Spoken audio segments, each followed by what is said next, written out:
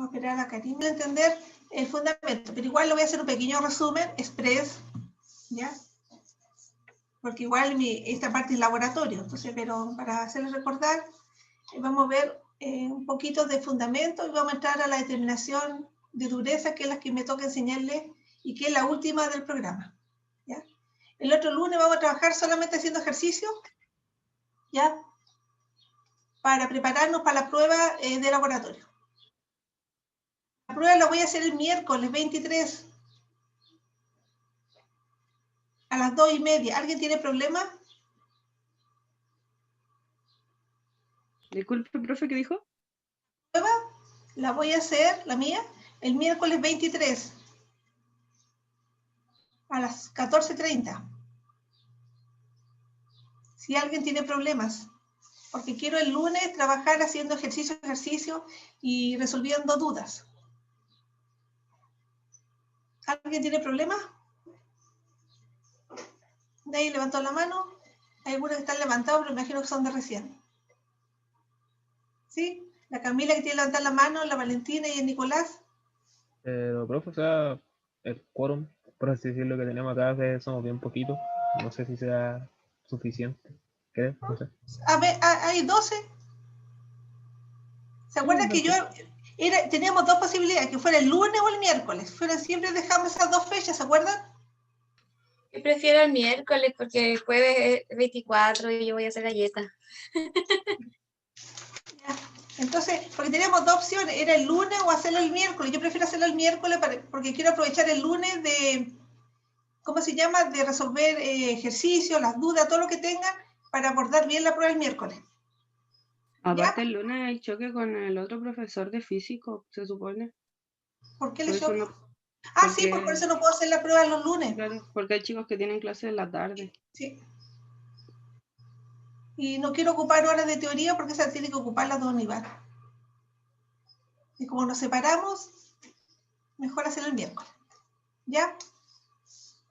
Y así el lunes nos dedicamos a resolver dudas, hacer ejercicio, prepararnos bien para la prueba. Vamos a lo de hoy día.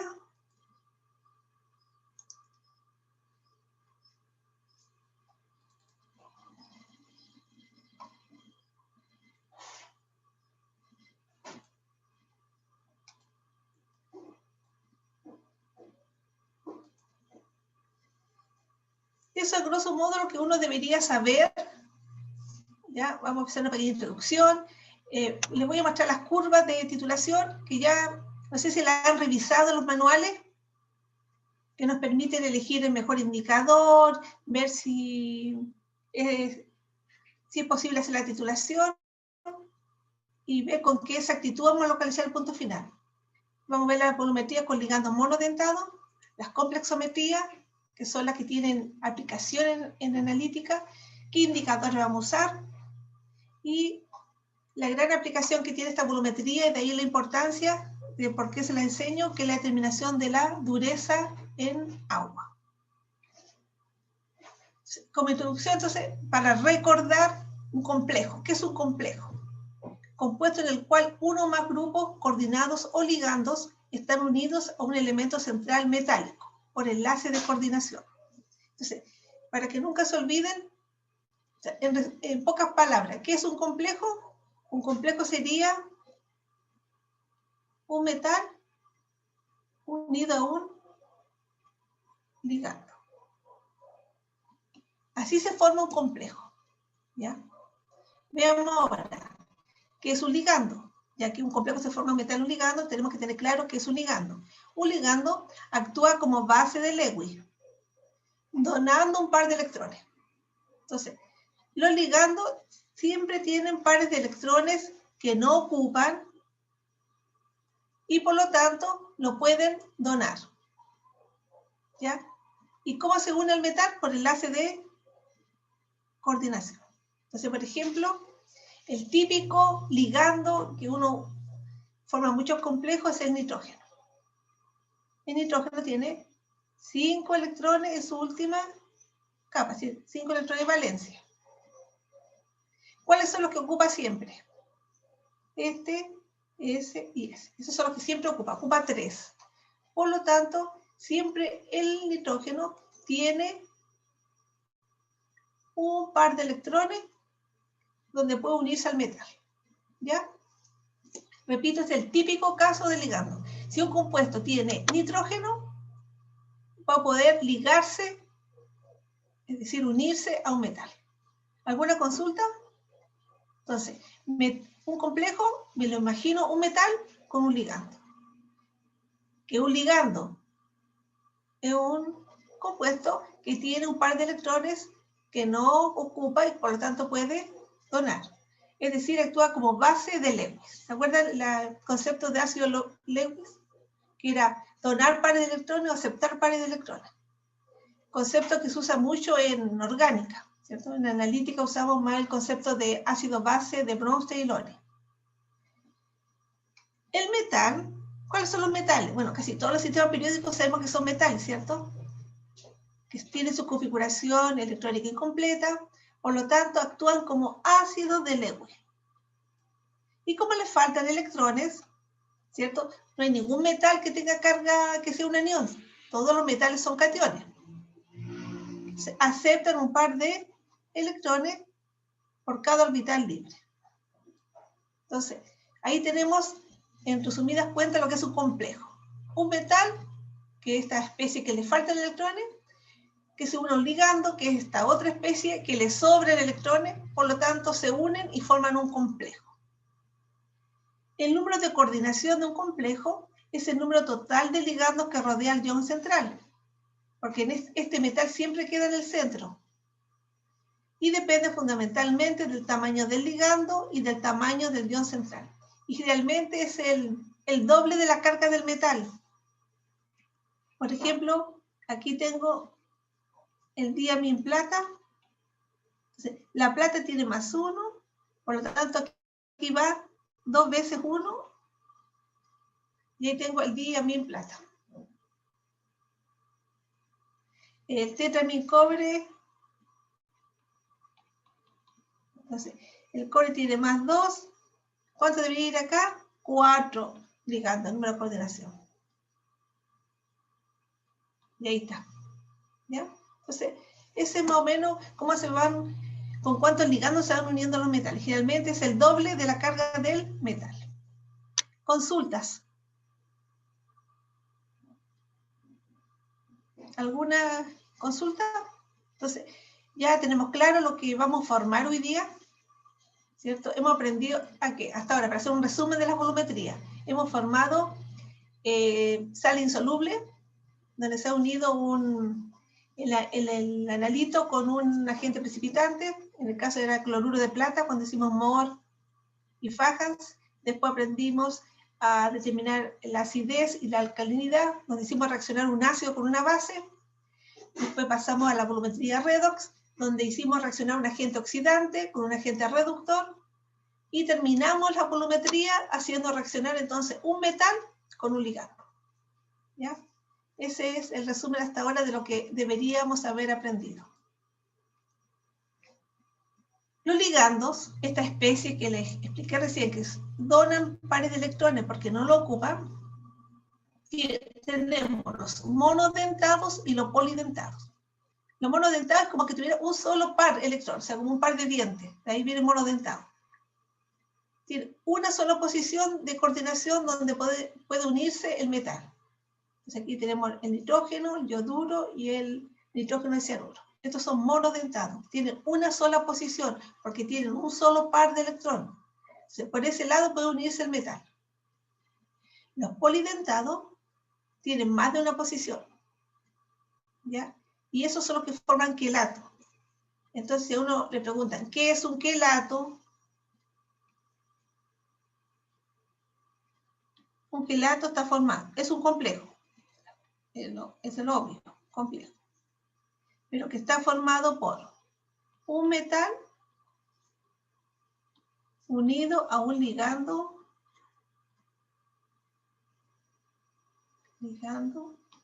polidentado. Entonces, imagínense este ligando que tiene muchos pares de electrones, o sea, muchos pares como pares de dientes donde puede unirse el metal. ¿Ya? Entonces, quelato es un complejo que forma un metal con un ligando polidentado. Y esto forma siempre estructuras muy estables, porque forma estructuras de anillos. Más rato se las voy a mostrar, que me imagino, no sé si las vieron en química inorgánica. Y este es muy estable. Entonces, cuando usted quiere enmascarar algo, ¿se acuerdan cuando enmascaramos el hierro? Y ahora me parece que les pregunté. Agregamos fluoruro. ¿Por qué agregamos fluoruro? Porque el fluoruro forma complejo con el hierro, ¿cierto? O sea, la respuesta que incoloro, y que son tan estables que no se va a volver irreversible, o sea, reversible la reacción. Entonces, cada vez que usted quiera enmascarar algo y que se mantenga enmascarado, acompleje. Porque cuando usted forma un complejo, sus constantes de formación son muy, pero muy altas. ¿Ya? Es muy difícil romper un complejo. Entonces ahí tenemos los monodentados, una sola par de electrones que puede unirse al metal, o sea, un par de dientes. Y los polidentados tienen muchos pares de electrones donde se puede unirse. Lo que lo hace ser un complejo muy estable, formando estructuras de anillo. ¿Consultas?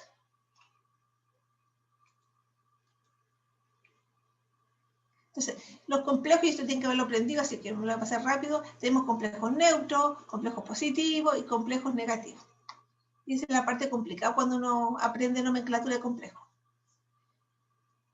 Importante, son solubles en agua, se usan para enmascarar, lo que le acaba de decir recién, por su alta constante de formación, y permiten identificación cualitativa de cationes y aniones y cuantitativa de metales. Se tiene mucha aplicación la formación de complejos. ¿Cómo reacciona un complejo? Un complejo reacciona igual que cualquier, hasta ahora que hemos visto, reacción. Aquí tengo el metal, se une el ligando, formamos el complejo. La constante de formación estaría dado como cualquier constante que le he enseñado hasta ahora, productos partidos por los iones reactantes, y se coloca siempre sus concentraciones molares, y ahí sacamos la constante de formación. Y repito, acá las constantes de formación son muy, pero muy grandes, ¿ya?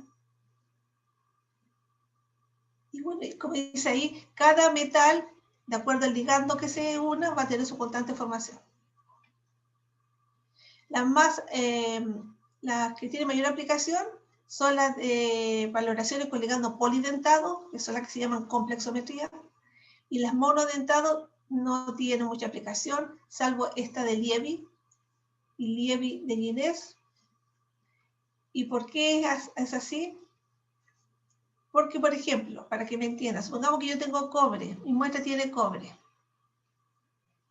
y yo le agrego amoníaco, primero se va a unir a uno. Ahí está, perdón, ahí, más 2. Después, este complejo se va a unir a otro amoníaco.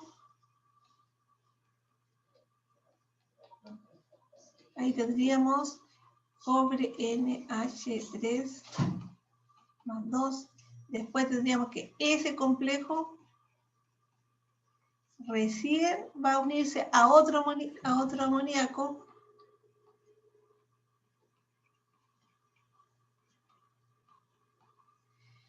Y recién cuando se una a 4 amoníacos tenemos el complejo formado. Que es el típico complejo azul de cobre. Ay, ¿por qué le puse 2 ahí?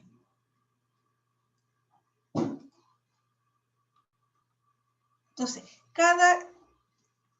tendría una constante de formación 1, una constante de formación 2, una constante de formación 3 y una constante de formación 4. Es decir, se forma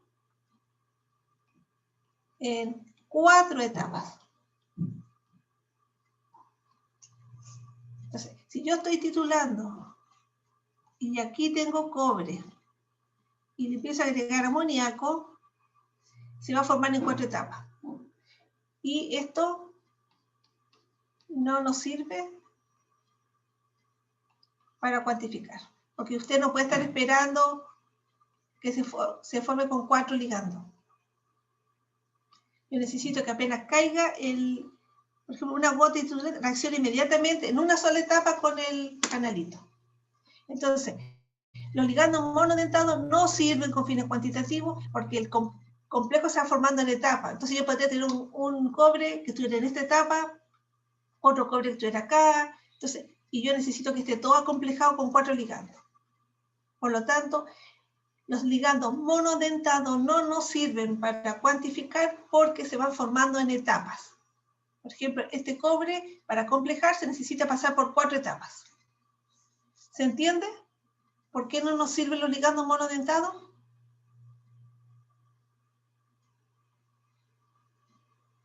¿Sí?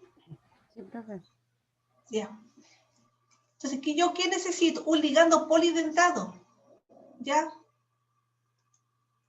Es decir, un ligando, por ejemplo, si tengo el cobre y le agrego un ligando polidentado, es decir, que tiene muchos pares de electrones, se va a unir el cobre y el ligando.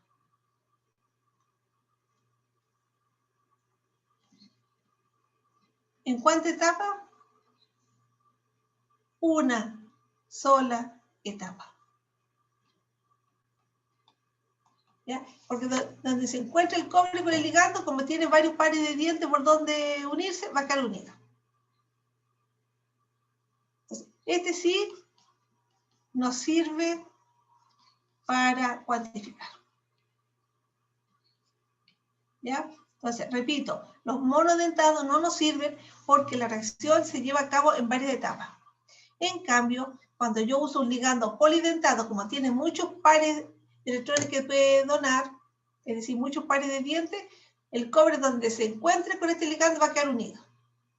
¿En cuánta etapa? En una. Y eso es lo que es mi requisito cada vez que he hecho una titulación, que la reacción sea siempre en una sola etapa. ¿Preguntas? Entonces ahí tenemos la gran diferencia, ¿por qué no usamos monodentados y vamos a usar polidentados? Esta es la curva de valoración con el ligando polidentado que más se usa, que es el lepta. Ahí tiene la curva de titulación, la típica curva con un quiebre en el punto equivalente, donde hay un cambio brusco, donde se produce un cuello, donde sabemos que en esta zona elegimos el indicador, no se olviden nunca en esa zona, siempre elegimos el indicador, y mientras más grande sea este cuello, más exacto va a ser la localización del punto final. Esta titulación es muy nítida al punto final, tiene muy poco error. Y se grafica, como hemos hecho hasta ahora, el P de la concentración del analito en función de la cantidad de titulante que usted agrega. La única vez que no se grafica función P es la redox, ¿cierto? Lo enseñé, porque se grafica el potencial que sacamos de la ecuación de Nernst, que tiene dentro de la fórmula el menos logaritmo que es P. ¿Ya? Pero en todas las otras se grafica la función P en la medida que usted agrega la cantidad de titulantes. ¿Ya? Ahí está la de Lievi, la única monodentado que se usa para determinar plata. ¿Ya? Se usa plata con cianuro y ahí se puede hacer la titulación de plata. Acá está la que sí nos interesa a nosotros. Nosotros vamos a titular con hepta. El hepta es el ácido etilén, por los 2 carbonos que tiene ahí, etilén, diamín, ahí están los 2 grupos aminos, tetracético porque tiene 4 grupos acéticos. ¿Por qué este es un ligando polidentado? Porque tiene muchos pares de dientes. ¿Dónde están los dientes? Y están ahí, ¿cierto? Ahí tiene el nitrógeno aporta con uno, este nitrógeno con otro, los grupos carboxílicos aportan acá, acá, ahí está, y aquí. Es decir, tiene 6 pares de electrones. El hepta. Y ahí está. Y yo les dije que forma una estructura de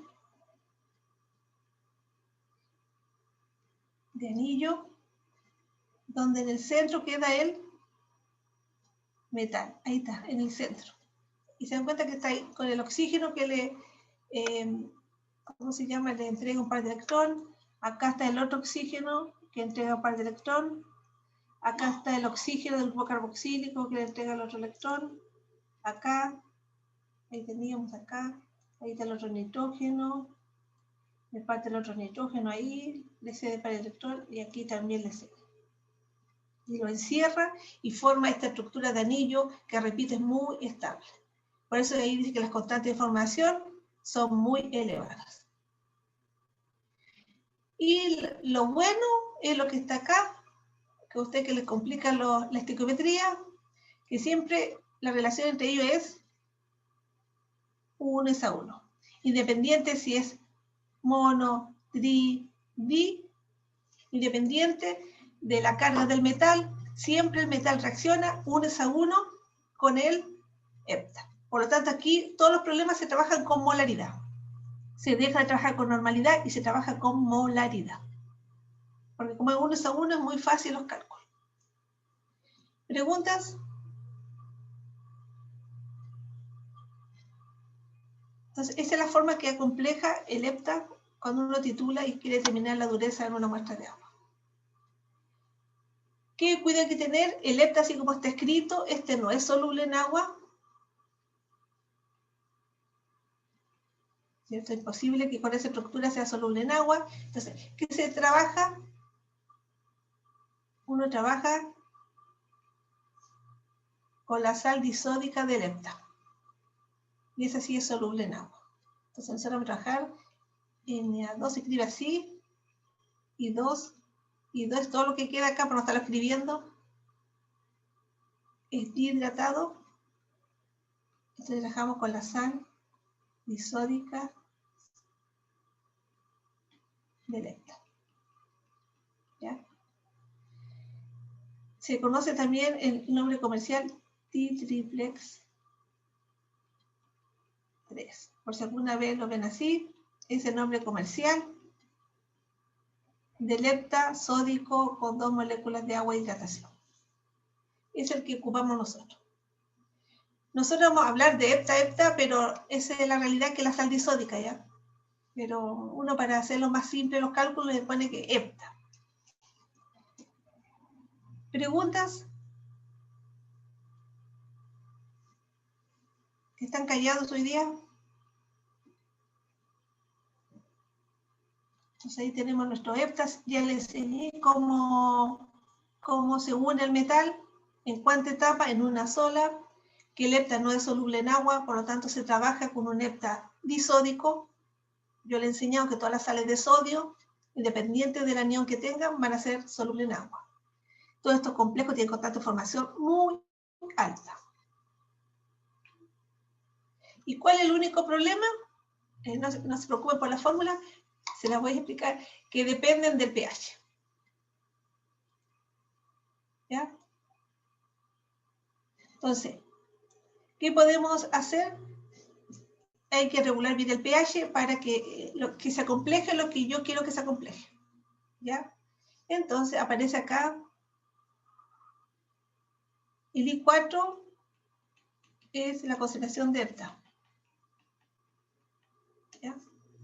Entonces, este valor está tabulado. Esto yo no lo voy a preguntar porque esto es de teoría. Está tabulado, entonces si uno quiere saber la concentración, va a la tabla, sale alfa 4 y el pH, entonces uno busca el pH que quiere y sale el valor de alfa. Y uno puede calcular cuál es la concentración de hepta a ese determinado pH. ¿Por qué es importante el pH? Porque el hepta reacciona con todos los metales.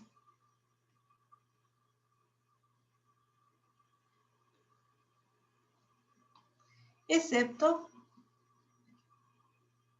los del grupo 1. Esto alcalino, sodio, potasio, rubidio, cesio, francio. Con eso no reacciona, pero reacciona con todos los metales. Entonces, alguien podría decirme, eso no es bueno.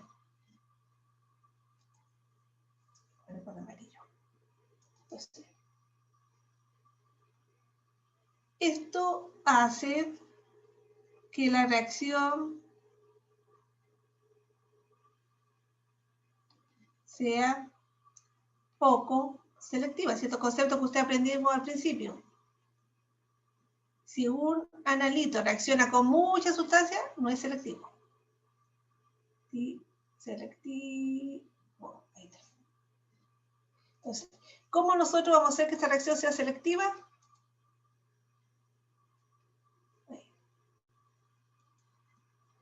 Se puede hacer selectivo la reacción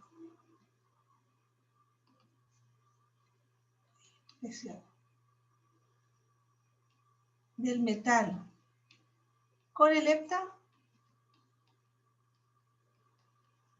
ajustando el pH. Entonces, hay tablas que le dicen que a pH tantos usted puede determinar solamente, por ejemplo, hierro. Hay un pH mínimo. Entonces uno, de acuerdo a la tabla, puede ir haciéndolo selectivo, porque si no, no serviría. Porque si la muestra tiene muchos metales y usted le agrega hepta, vamos a cuantificar un montón de cationes que no queremos. ¿Cómo hago que la reacción sea selectiva? Ajustando el pH. ¿Ya? Y hay cálculos que uno puede hacer, pero si usted va al libro, dice pH mínimo para titular. Entonces, a esos pH uno ve y busca que, si quiere determinar solamente, por ejemplo, calcio y magnesio ahora, y uno ve que a pH 10 cuantifica los dos. ¿Cuál sería el pH máximo? El pH máximo de titulación de trabajo está dado por la formación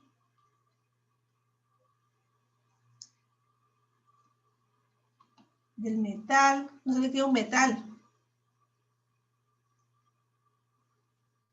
Entonces, corremos el riesgo de que nos precipite como hidróxido. Entonces, ¿cuál es mi techo? ¿Hasta cuánto puedo subir yo el pH? Hasta que no precipite el hidróxido. ¿Cierto? Todos los metales precipitan como hidróxido. Hidróxido de hierro, hidróxido de calcio, hidróxido de magnesio. Entonces, ¿cuál va a ser mi limitante? El pH en el cual se forma el hidróxido. Y yo se lo puedo sacar sin problemas del KPS. Yo calculo el KPS y veo qué concentración de OH necesito para que precipite. De ahí saco el pH y ahí puedo saber que bajo ese pH puedo trabajar. Entonces, tenemos un pH mínimo de trabajo y tenemos un pH máximo. ¿Preguntas?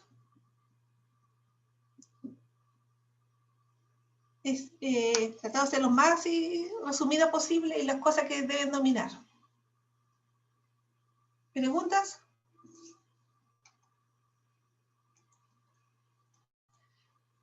Usted no habla nada, a diferencia de la tarde que hablan todo el rato. Acá hay un gráfico que me dice, de acuerdo al pH que usted trabaje, la forma que tiene el hepta. No se olviden que el hepta yo le mostré que era 7 tetracético, entonces la fórmula es H4I. Entonces yo podría tener esa forma del hepta, podría tener esta forma del hepta, esta forma del hepta, y el hepta totalmente sin protones. ¿De qué va a depender cómo esté la forma del hepta? Depende del pH. ¿Se dan cuenta? A pH 12, obvio que aquí el hepta va a estar totalmente desprotonado. Este está con I4 menos. Y aquí, obvio que va a estar aquí en 0, H4I debería estar, que es este que está acá, que no se alcanza a ver ahí, ahí está. ¿Ven? H4I, a pH, obvio que a pH muy ácido va a estar así. A mitad, a pH 6, vamos a tener H2I2 y tenemos HI3. A pH 10, que vamos a trabajar ahora, tenemos el lepta con un protón o totalmente desprotonado. Entonces, repito, modificando el pH yo puedo hacer que la constante de formación sea mayor para uno, para otro, y eso lo hace ser selectivo. Porque, repito, el lepta, reacciona con todos los metales, excepto los del grupo 1. Y ahí está, ahora sí, llegamos al laboratorio. ¿Qué indicadores se usan en las titulaciones complexométricas? Se usan indicadores que se llaman metalocrómicos, es decir, se colorean con los metales. Y son compuestos orgánicos, como todos los indicadores que hemos usado, que forman quelatos, no se olvide lo que es un quelato, de color claramente diferente al del reactivo, con ciertos iones metálicos. Suele tratarse de base de Brewster, y su color es también sensible al pH. Por lo tanto, importante el pH. Por lo que se elige siempre el pH más conveniente para la estabilidad del complejo formado. Entonces, aquí tengo la bureta hepta, acá estaría la muestra con el indicador. Entonces, el metal más el indicador tiene un color 1. ¿Se dan cuenta ahí? En este caso es el NET. Aquí tiene rojo vinoso. Cuando el metal deja de estar unido al indicador y se une al ligando, en este caso que es el hepta, porque es más estable, por eso se produce este rompimiento de este enlace para formar el otro, porque el otro, este metal, cada vez que ustedes vean desplazamiento se forma otro compuesto porque las constantes son más altas. Esta constante de formación es mucho más grande que la constante de formación del metal indicador. ¿Ya? Entonces, el metal está unido acá con el indicador, tiene un color. Le empezamos a adicionar hepta y formar el complejo metal-hepta. Y queda el indicador libre, y el indicador en su color libre es azul. Ese es el viraje que tenemos en la titulación cuando usted tiene que hacer dureza. Vamos de rojo vinoso, que es el color que toma el indicador, en este caso NET, con el metal. Si no hubiera metal, quedaría azul, porque el indicador, sin estar acomplejado con un metal, es azul. Entonces, repito, empiezo a titular color rojizo porque es la coloración que toma el indicador con el metal, es decir, forma un quelato, que ahí dice. Lo empiezo a titular con hepta. Tengo aquí un compuesto mucho más estable, por lo tanto el metal ya no quiere estar unido al indicador, se une al hepta y el indicador queda libre y toma la coloración azul. Y en ese momento uno deja de adicionar hepta. ¿Preguntas? Entonces, es el fundamento de la determinación que vamos a ver ahora. ¿Qué requisitos debe tener? El color del indicador libre debe ser distinto al complejo metal indicador. Lo mismo que libre es azul, cuando está unido al metal es rojizo. La intensidad de los colores debe ser elevada para ser sensible a pequeñas concentraciones de metal. La reacción de formación del metal indicador debe ser rápida. La reacción debe ser específica o selectiva. El complejo metal indicador debe ser estable, lo que yo les decía, pero menos estable que el complejo metal hepta, para que ocurra rápidamente la reacción de desplazamiento. El indicador y el complejo, obvio, tienen que ser solubles en agua, y todas estas condiciones deben cumplirse para el intervalo de pH más adecuado, que el que elija uno, porque depende del analito que yo quiero complejar con el hepta. ¿Ya? Ahí está la determinación de complexometría que vamos a ver vuelta del recreo. Dureza total. ¿Qué se determina cuando quiero ver dureza total? La concentración de calcio y magnesio, las dos sales, que son las que forman el sarro que vemos en la casa, en el hervidor, ¿cierto? Que nos permite después clasificar las aguas en blandas, en duras o muy duras, de acuerdo a los resultados. Entonces, ¿qué se hace? Se agrega en un matraz la muestra problemas de agua, un regulador de pH, este me da el pH 10, este regulador cloruro de amonio, amoníaco, y agregamos NET, que puede ser sólido o puede ser líquido, que es mi indicador, esa es la fórmula del NET. Entonces, ¿a qué pH se trabaja la dureza de agua? Se trabaja pH 10,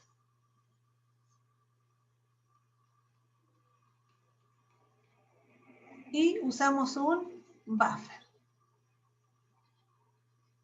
¿ya? Para mantener el pH.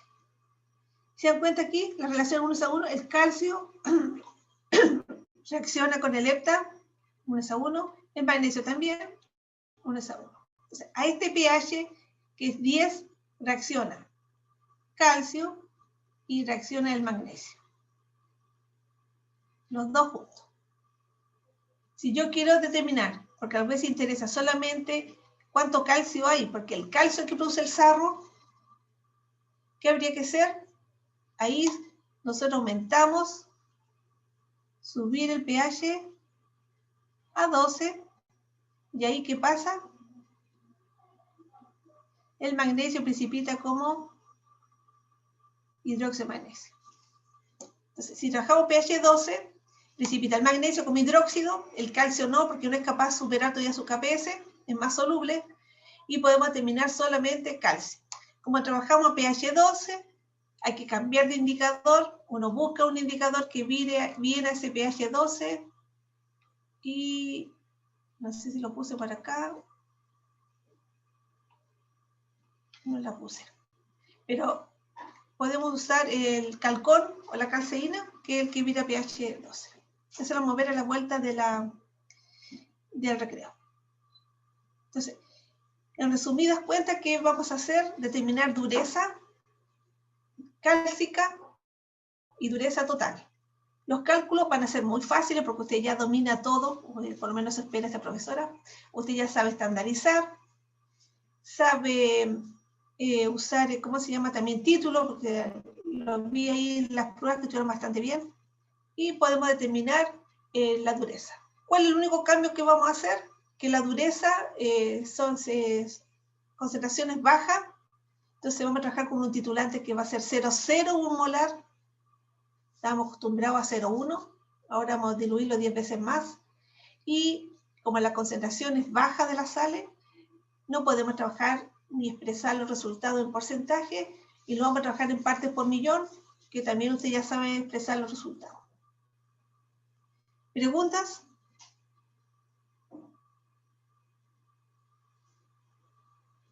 ¿Alguna pregunta? ¿No? No, profe, ninguno. Ya, espero que no tengan dudas. El lunes le voy a hacer prueba corta de esto. ¿Ya? Entonces van a ser las 11:10 hasta las 11:40. Normalmente se añada a los geles o a los champús de buena calidad, ya que puede secuestrar los iones calcio y magnesio, disminuyendo la dureza del agua, y por lo tanto aumentando la capacidad de formar espuma y su carácter limpiador. Si queremos determinar la dureza debida a los iones calcio y magnesio, como indicador vamos a emplear el NET, el negro de diocromo T, a pH 10. Esta sustancia es capaz de formar unos complejos también con los iones calcio y magnesio. Sin embargo, los iones calcio y magnesio forman complejos mucho más estables con el EBTA. Y tenemos un cambio de color, de un color más o menos rojizo a un color azulado que se estabiliza a lo largo del tiempo. Por lo tanto, si no estamos seguros de que hemos llegado al punto de equivalencia, lo que podemos hacer es esperar un poco a ver si se estabiliza el color. Para hacer la volumetría, lo que vamos a hacer va a ser tomar 20 mililitros de agua dura,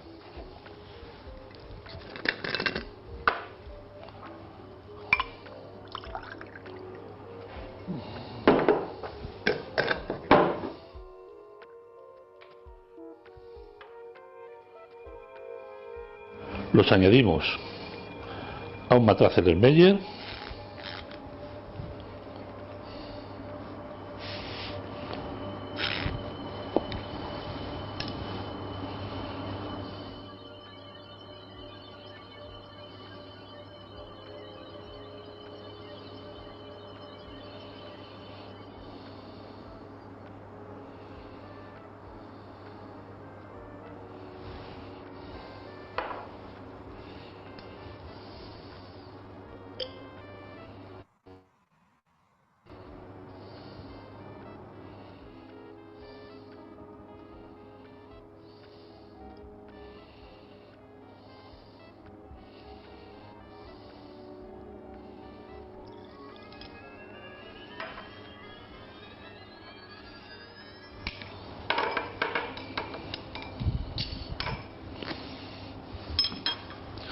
Añadimos un tampón a pH 10.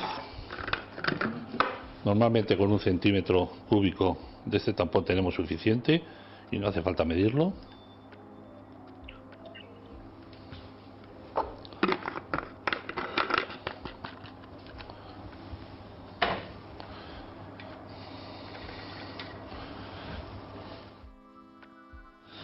Llenamos y enrasamos la bureta con la sal sódica del EDTA.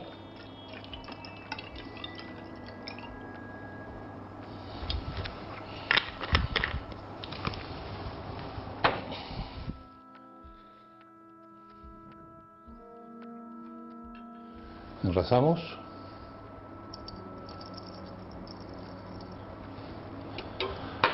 Añadimos el indicador, 2 o 3 gotas.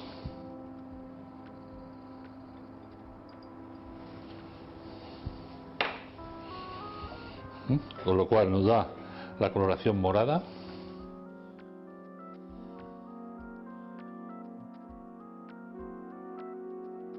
Hacemos la volumetría hasta un viraje azul, que como decía anteriormente es poco definido, pero se estabiliza con el tiempo.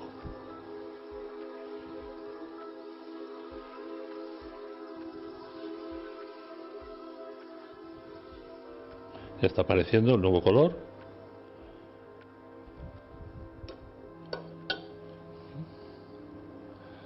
Todavía le faltan algunas gotas.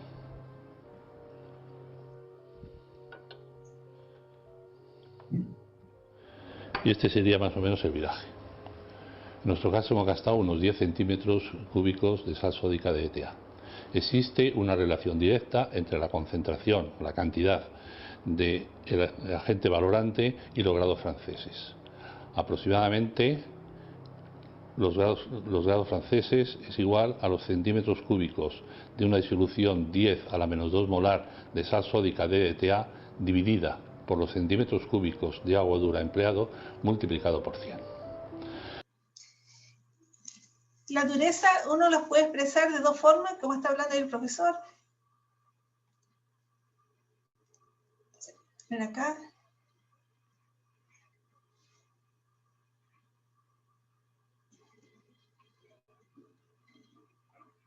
Lo puedo expresar en ppm de carbonato de calcio. Se puede expresar en grados franceses, en grados ingleses y grados alemanes. Los grados franceses son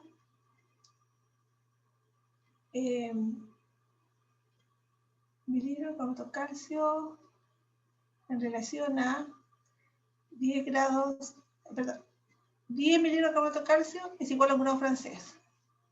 Acá 10 miligramos de carbonato de calcio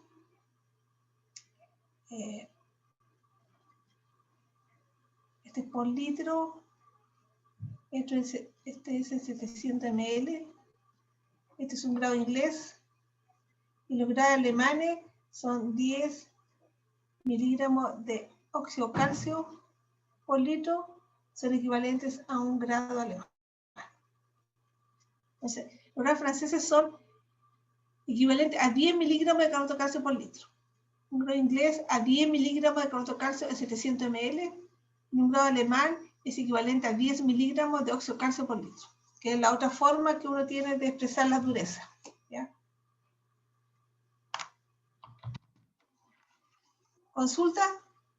¿Se vieron cómo se determinaba la dureza del agua total?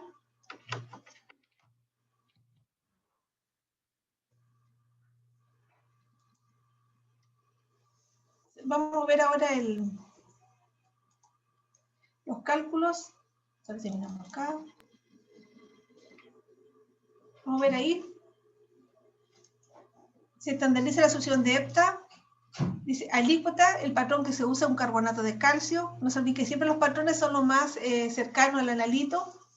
Entonces aquí usamos un patrón de carbonato de calcio. Se toma una alícuota de 20 ml.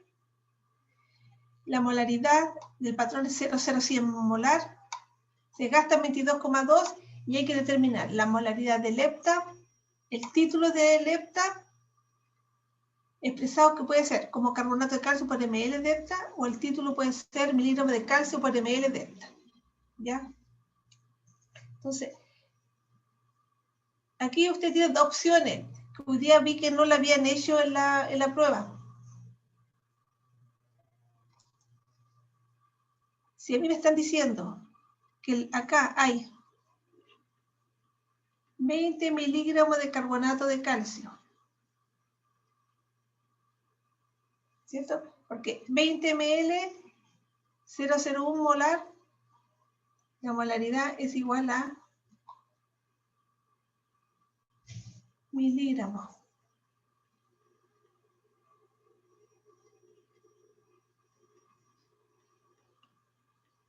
La molaridad es 0,01. ¿Cuántos miligramos de carbonato de calcio? La masa molar es 100.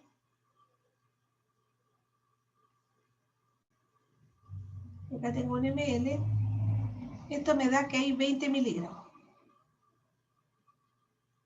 Usted puede hacer esa opción también, 20 miligramos, y estos van a gastar desde la bureta 22,2 ml. Entonces, ¿cómo sacamos el título?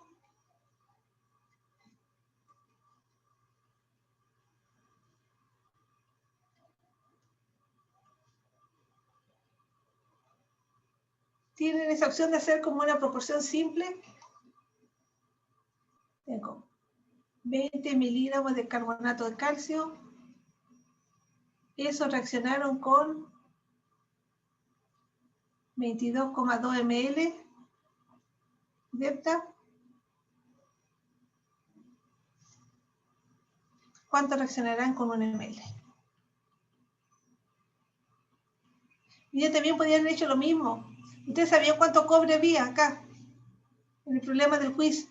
Entonces, esa cantidad de cobre reaccionaba con tanto gasto de tiosulfato cuanto con 1 ml. Y le da el tiro el título. Esto sería 20 dividido por 2.2, 0,90.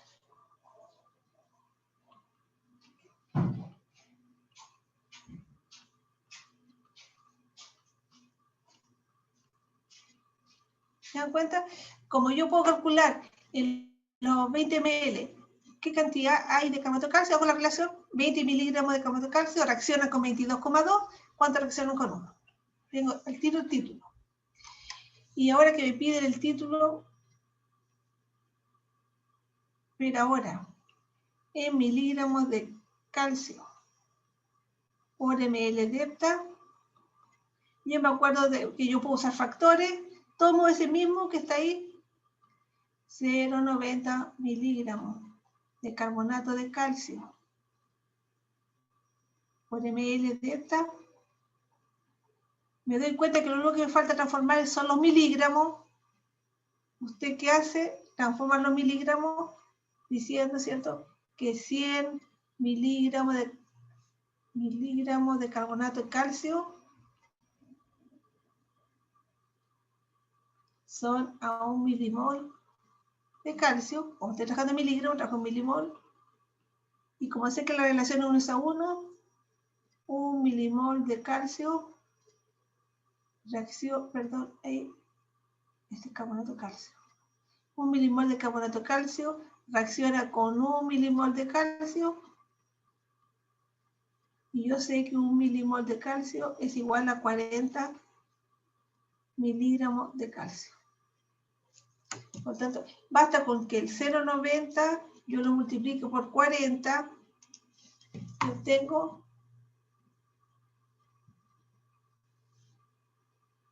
ahí me da 30 y 0,9 por 40 dividido por 100, 0,36. Y esto me va a dar 0,36.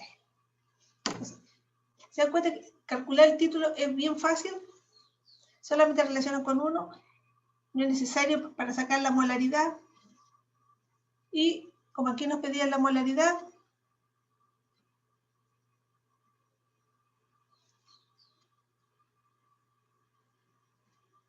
mol de esta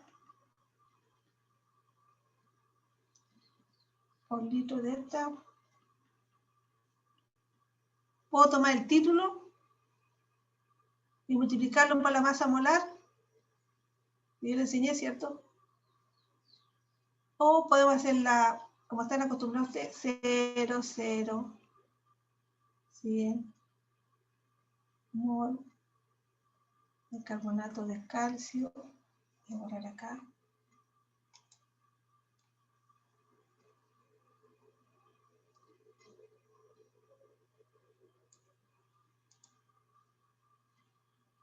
Ahí tengo, ¿cierto? Por el gasto, 0,020 litros de carbonato de calcio.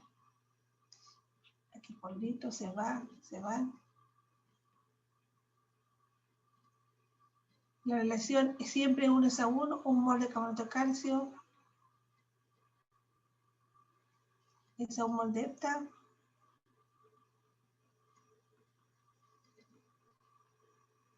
Esto está en qué volumen? 22,2, 0,0222 litros. ¿Cuánto estará en un litro? 0,01 por 0,02 dividido por 0,022 y eso da 0,0099.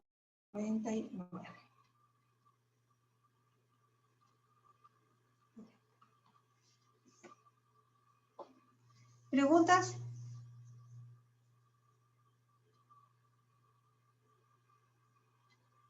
No se olviden que esta molaridad es cercana a 0,1, por eso le da 0,099, se trabaja con concentraciones más bajas.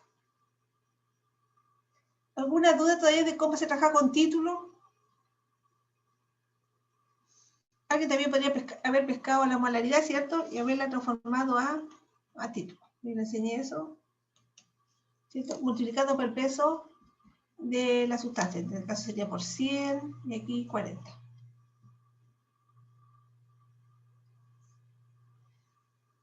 ¿Preguntas?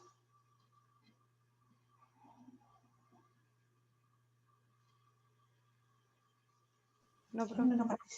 No, ya. Lo voy a hacer trabajar a usted ahora porque no participa en nada. Después nos va a ir mal en la prueba. Borrar.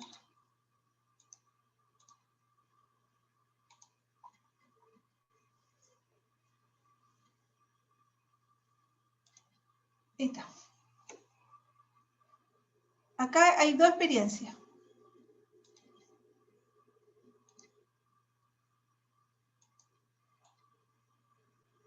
Ojalá ahí, así. Entonces, aquí una experiencia donde se determinó la dureza total, tres muestras, se gastó muy poquito, 1,7, 1,9, 1,6, y aquí dio un promedio 1,73. Y la dureza de calcio nos dio 1,0, 1,1, 1,2 y el promedio 1,1. O sea, vamos a trabajar con las promedios para no tener que hacer tanto cálculo. Pero no se olviden que siempre le he enseñado que es mejor sacar el contenido por cada gasto y después promediar los valores finales. O sea, vamos a trabajar dureza total y esta es la dureza cálcica. Esta se trabajó a pH 10 y esta se trabaja con NET. Y esta se sube el pH a 12, precipita el magnesio y se trabaja con calcón, otro indicador. Que el viraje es lo mismo, el mismo color tiene el viraje, pero funciona a pH 12 y el calcón, perdón, y el NET funciona a pH 10.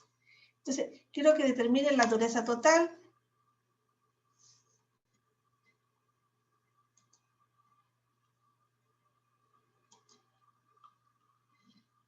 Dureza total. ¿Qué significa? Que quiero los miligramos de carbonato de calcio por litro. Y la dureza de calcio sería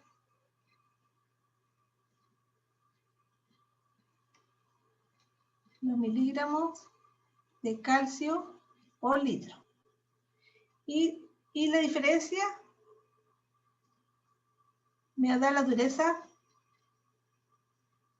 magnésica. Es la dureza total. Pueden restar si quieren los gastos o los ppm. Yo prefiero que resten los gastos. Total menos la dureza cálcica. Es decir, 1,73 le restaríamos 1,1. Yo tendría el gasto que sería para magnesio, sería gasto de 0,33 ml. Esta agua es súper blanda. Nosotros acá no tenemos agua de ese tipo. Ay, me fui para el otro lado. Borré todo el sistema.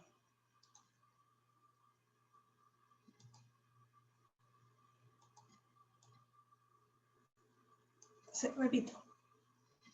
Vamos a calcular dureza total. Esta.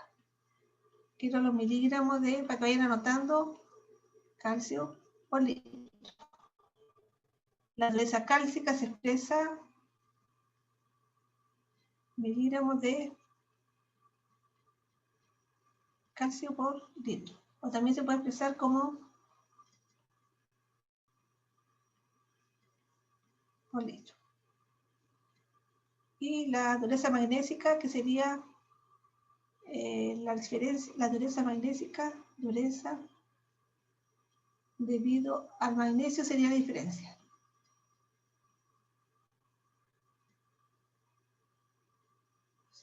Ahí le sacamos 1,73 menos 1,1. Y eso me daba 0,33 ml. ¿Ya? Entonces, vamos a sacar primero la dureza total. ¿Con qué molaridad nos dio recién el EPTA? No se olviden que nos dio 0,0099. Esa es la molaridad del EPTA que vamos a trabajar. ¿Preguntas?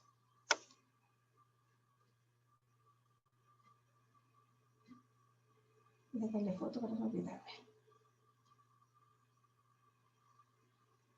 ¿Ya?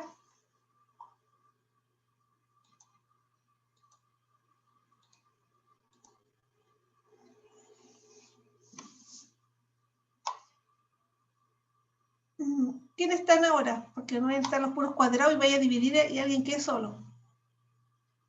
Levanten la mano los que están. Ahora sí no me hago problema y trabajamos los que estaban. Está el Benjamín, Ailín, la Constanza. Hay que tranquilo. La Camila. No está la Camila. Sí, está la Camila. Camila, Sí, estoy. la Constanza, sí. Nicolás. ¿La Irina había levantado? Que se me bajaron las manos. ¿Benjamín está? La Irina sí. ¿El Benjamín? Sí está. ¿Y la Bel no está? La Constanza, la Loreto no está. Y la Ángel no está. Ya, vamos a dividir acá. Vamos a ir en grupo. Trabaje con pantalla compartida para ver los cálculos. No